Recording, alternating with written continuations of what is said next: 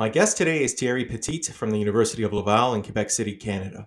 He is a former international member of the French School at Athens and has been the director of the excavations at the Palace of Amathus for the past 30 years. His latest work, The Palace of Amathus from the Origins to the End of Kingdoms, has just been published in collaboration with Antigone Marangou, and it is my pleasure to welcome Thierry to the podcast. So, Thierry, let's begin with a geographic overview of Amathus. Can you describe the geographical location and the layout of the site for listeners who may not be familiar with Amathus? Yes, of course. Amathus is located by the sea on the south coast of Cyprus, not very far from Limassol, the main harbor now in Cyprus. And the site was abandoned during the 7th century following the Arab invasions. And since then, and until the 19th century or 18th maybe, it remained wasteland, frequented only by shepherds, some olive trees and so. And the ancient site was rediscovered in the 18th century or 19th century, early 19th century by some travelers. And some spectacular archaeological pieces were discovered there,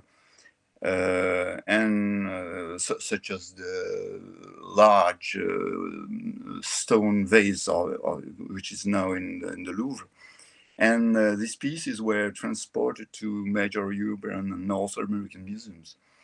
The ancient city consists of an acropolis, that is a hill, a fortified hill, a lower town, and a harbor.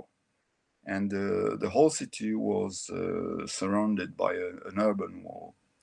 Can you quantify the fraction of the site that has been excavated since excavation began in earnest? Oh, it's only there are only few archaeological excavations opened in some places that seem to rich in remains. This only represents a tiny fraction of the entire city. As for the palace itself, where I make excavations since 30 years now, we excavated around 800 square meters. The only palace from this period that has been completely excavated has an area of approximately half an hectare.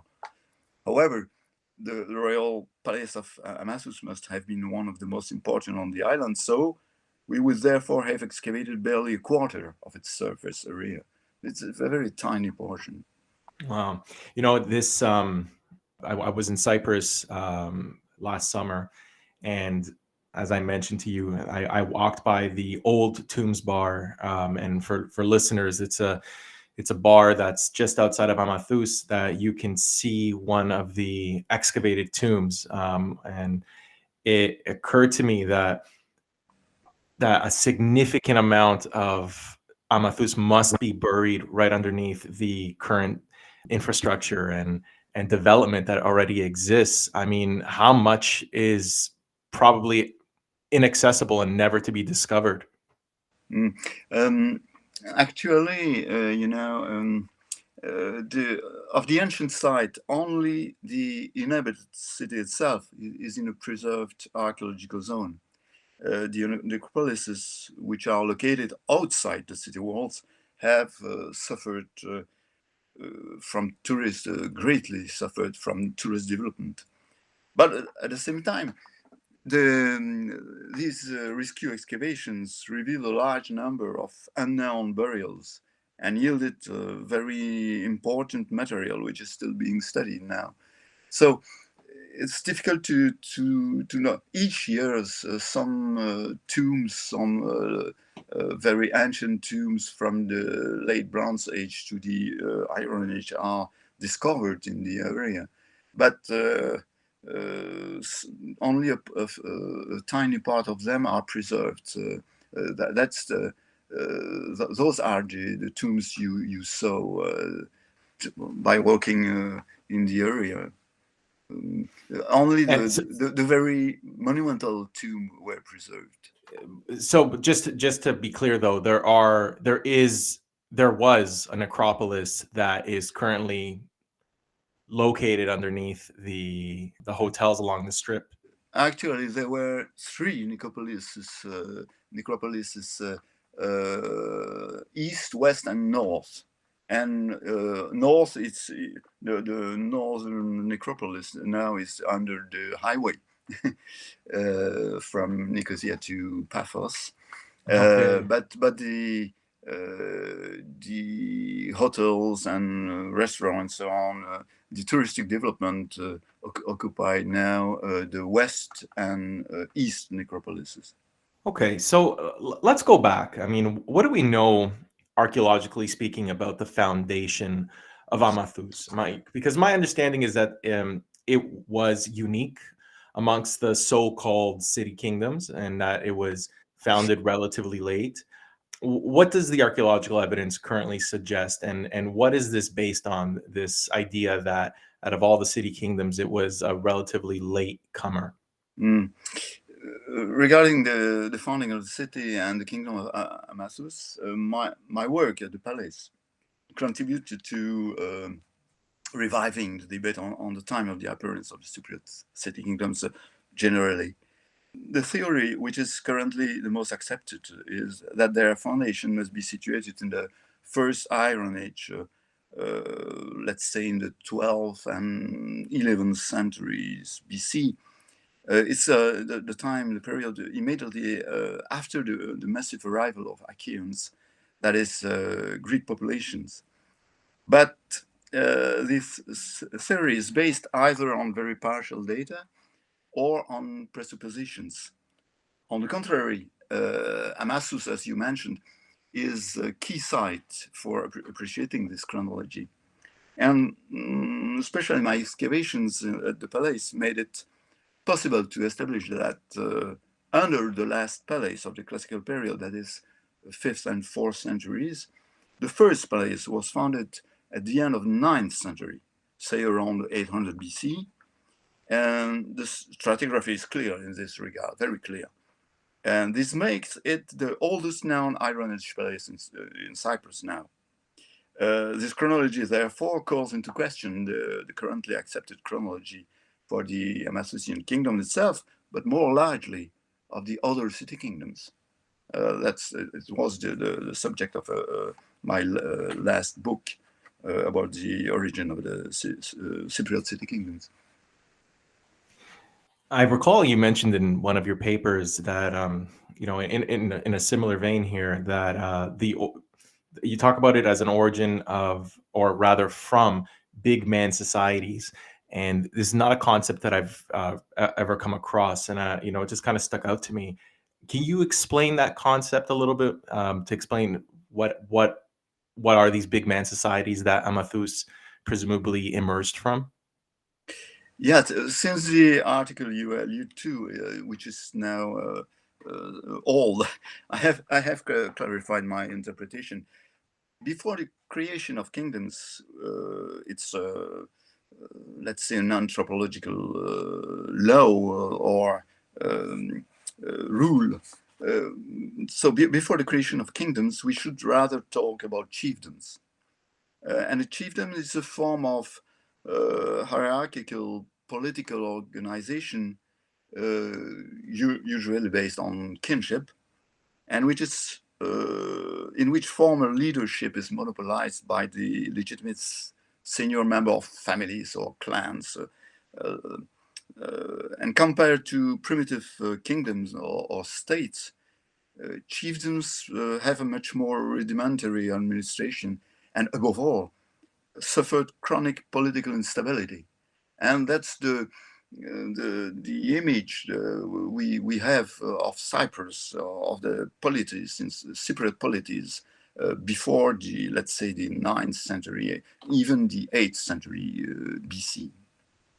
And now Anthos is notable for its unique autochthonous identity amongst the so-called city kingdoms of the Iron Age Cyprus. And the earliest literary evidence from Herodotus suggests that the Cypriots themselves, even claim descent from Ethiopia, though obviously that excerpt doesn't actually reference Amathus. but I think you did suggest that it might certainly point to it. And in fact, a quote from one of your papers, you wrote that by adopting this mythical provenance, the Cypriots of Amathus could claim to be brothers in myth of the Persians. Can you elaborate on that and why the Amathusians would have adopted such a myth in the first place? Actually, Herodotus says that only a part of Cypriots claim themselves descent from Ethiopian, not Yes, Ethiopian, that's right. from That's right. I misspoke there. Ethiopian, You're absolutely right. and it's not easy to explain orally. But when he describes the army of Xerxes, the king of Persia, who marched against Greece in 480, Herodotus speaks of the Cypriot contingent and lists three categories of Cypriots. First, the descendants of the Greeks themselves, the Phoenicians, and those who he says claim to be the descendants of the Ethiopians. This cannot, of course, be the geographical Ethiopians, the African ones. This is a mythical population. However, by proceeding by elimination, to make it short, only the Amathusians can correspond to this last category. That's what I tried to demonstrate in the article you referred to. And in a similar vein, pseudo-Skylax also suggests much later that not only are they autochthonous, or maybe it was Theopompus who actually makes the point that they are the heirs of Cyrus, the only Cypriot ever mentioned in the Iliad. So again, that question comes up, like, what's the motivation for Amathusians to adopt this myth? If we move outside of the Persian lens, why say that they're unrelated to the quote or so-called Greek populations? Mm-hmm. The Homeric epics became very popular throughout the Greek world and beyond, as early as the 8th and 7th centuries. And each city of Cyprus, therefore, wanted to link its origin to one of the heroes of the Iliad Mm-hmm. or the Odyssey, but mainly the Iliad. Now, the Amathusians spoke a language which is neither Greek nor Phoenician. They could therefore claim another ancestry than the Greeks and the Phoenician of the island. And in this case, even more ancient origin. They therefore proclaim themselves descendants of the only Cypriot king mentioned in the Iliad, namely Cyrus. Thus, they could proclaim their precedence, their precedence over the Greeks and the Phoenicians on the islands, to some prestige for them, for their king, of course. Right. And they at some point, I mean, I suppose it's later in the 5th century, and it really picks up in the 4th. They start to adopt even more Greek myths outside of outside from the ones that put them firmly as autochthonous. And it makes me wonder. I mean, for example, and you can please do correct me, the myth that Theseus made a stop in Yeah. in Amathus to let his wife Ariadne, I think, give birth, and I mean, please feel free to elaborate on that myth because it's very interesting. But I mean, what's happening archaeologically at this time? What does the evidence tell us about the landscape in Amathus? Is it changing noticeably? Do we see a so-called Greek character, Greek element? Yeah. Regarding the Theseus myth, it's quite a peculiar way of returning to Athens. From Crete to Athens. Sailing to Cyprus is quite strange. So Yeah, it doesn't make sense going east. there are other reasons for that. One of the reasons is that Aphrodite was called Ariadne, Aphrodite, and this. But it's quite difficult to explain that orally in a few words, you know. But regarding the archaeological differences or the peculiarity of Amathus within the Cypriot city kingdoms, when writing reappeared on the island in the archaic period, say in the 7th century, maybe 8th century, obviously most of the kingdoms were Hellenophone. The Hellenization of the island, therefore, took place somewhere between the 12th and 8th centuries. But we have no written record for this period. And indeed, Amathus remained loyal to the Persian king during the most of the island rebellions. And it's a peculiarity of Amathus, but it has nothing to do with patriotism or Hellenism or nationalism. It's only a way to, from an ideological point of view, it has had every interest in attaching itself to myth widely shared by everyone on the island and in the Greek world more generally.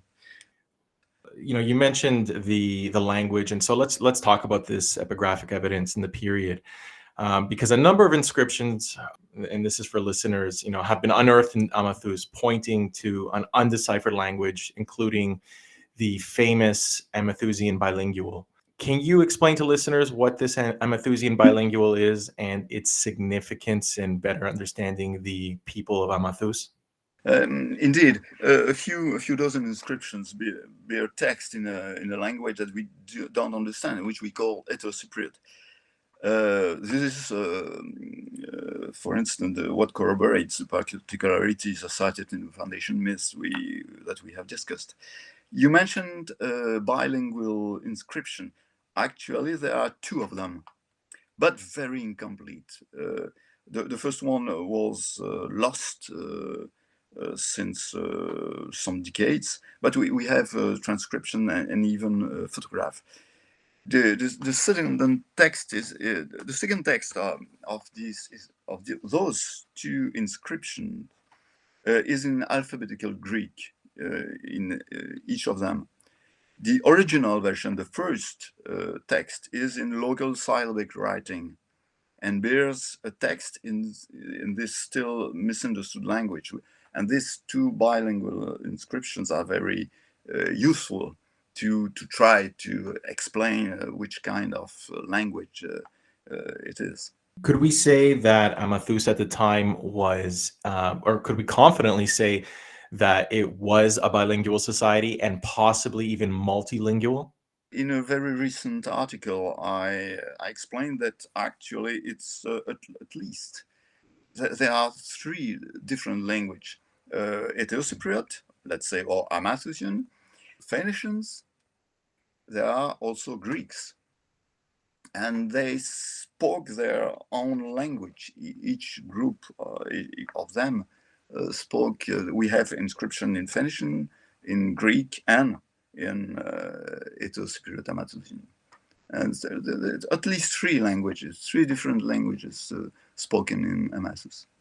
You know, you just mentioned the word Amathusian, and I feel like I came across somewhere in one of your published articles that you don't prefer the word Etio-Cypriot and instead prefer to use the word Amathusian to describe their language. Is Etio-Cypriot like a politically charged word, or why do you wish to kind of avoid that term and prefer Amathusian instead? Yeah, yes, you're right. Etio-Cypriot is charged with ideological, political meaning, but I will not elaborate on it. But I prefer to call this language Amathusian because it's mostly attested at Amathus, while the term Etio-Cypriot is simply based on it's an artificial term, simply based on the term Etio-Cretan for the so-called original languages in Crete itself. It's only a way to say it's a language which is not Greek, which is not Phoenician, and which maybe could be older than Phoenician and Greek. Okay, and there, you mentioned there's notoriously few Amathusian inscriptions. And I believe some scholars in the past decades have rejected this idea that few inscriptions would even they couldn't constitute an undeciphered language. And there's no evidence of linguistically distinct population in the city-state of Amathus. Now, is this still a contentious issue? I mean, what's your, has it changed? Is it still up for debate? In an article published about 20 years ago, I believe I demonstrated, due to these inscriptions, to bilingual inscriptions among others, that this language presented a recurring and consistent grammatical structure, which seems to relate to agglutinative language. And I also propose to see there a dialect belonging to the Hurrian language. Even if this last accession has been contested, no one denies it anymore, I think, that Amathusian is indeed a very language. And I can add that it's of the agglutinative type. Now, I'm no linguist, but I do feel that some of those words that you use, being a agglutinated type and belonging to the Hurrian language, does that suggest then it is not an Indo-European language? No, definitely not. Neither Indo-European nor Semitic, Phoenician, for instance, or Aramean. No, it's another group of languages. It's not the same group, but the agglutinative type, for instance, is Sumerian. It's also agglutinative, but it's not related. But it's an example. It's just an example, right? Yeah. Now, Amathus has been, I mean, and we're going to sort of come full circle here because we're coming back to talking about Persia, because when we do hear about Amathus in texts, they're somewhat vilified, and at least in Herodotus, they're vilified as being an anti-Greek, especially when he's recounting the failed Ionian revolt in which the Amathusians cut off Onesilus's head. Where does Amathus fit in this Greco-Persian world? Would you say that Amathus is neither pro-Greek nor pro-Persian, but simply trying to navigate a tumultuous period and maintain its autonomy more than anything? Herodotus doesn't say that Amathus is anti-Greek nor pro-Greek. He says it doesn't want to join the rebellion because we don't know what were what was in the mind of the king of Amathus then, but.